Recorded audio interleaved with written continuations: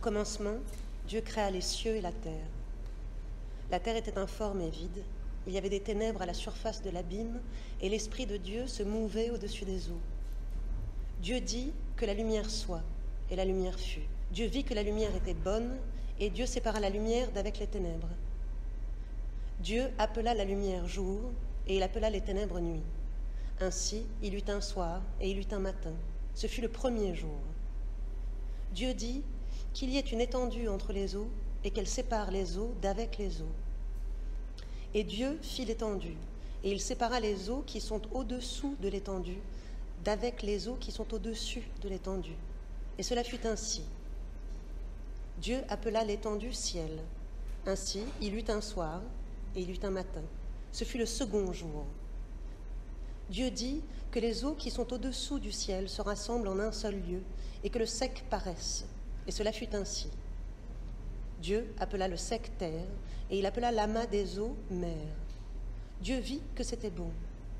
Puis Dieu dit que la terre produise de la verdure, de l'herbe portant de la semence, des arbres fruitiers donnant du fruit selon leur espèce, et ayant en eux leur semence sur la terre. Et cela fut ainsi. La terre produisit de la verdure, de l'herbe portant de la semence selon son espèce, et des arbres donnant du fruit et ayant en eux leur semence selon leur espèce. Dieu vit que cela était bon. Ainsi, il eut un soir et il eut un matin. Ce fut le troisième jour. Dieu dit qu'il y ait des luminaires dans l'étendue du ciel pour séparer le jour d'avec la nuit, que ce soit des signes pour marquer les époques, les jours et les années, et qu'ils servent de luminaires dans l'étendue du ciel pour éclairer la terre. Et cela fut ainsi. Dieu fit les deux grands luminaires, le plus grand luminaire pour présider au jour et le plus petit luminaire pour présider à la nuit. Et il fit aussi les étoiles. Dieu les plaça dans l'étendue du ciel pour éclairer la terre, pour présider au jour et à la nuit, et pour séparer la lumière d'avec les ténèbres.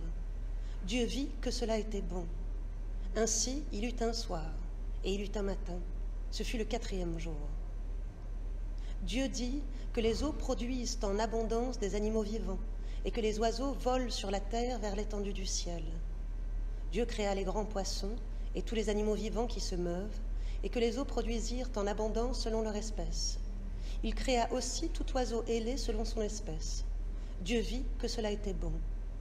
Dieu les bénit en disant « Soyez féconds, multipliez et remplissez les eaux des mers, et que les oiseaux multiplient sur la terre. » Ainsi, il eut un soir, et il eut un matin.